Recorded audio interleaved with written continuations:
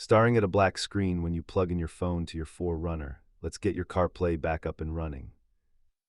Data shows that the vast majority of these glitches are resolved without a single trip to the dealership. Before you panic, we need to systematically rule out the hardware and software culprits. Start by performing a hard reboot of the head unit and cycling your phone's wireless connections.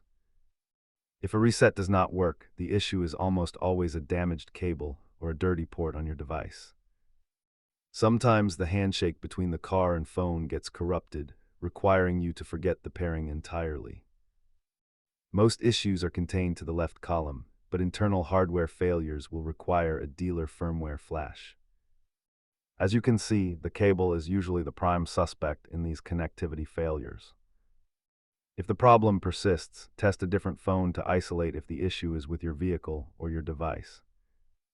Keep these items in your glove box to troubleshoot connectivity issues while on the road. Remember that a cheap cable is the quickest way to ruin your infotainment experience. Thanks for watching. If this fixed your black screen, drop a comment below and hit subscribe for more 4Runner maintenance tips.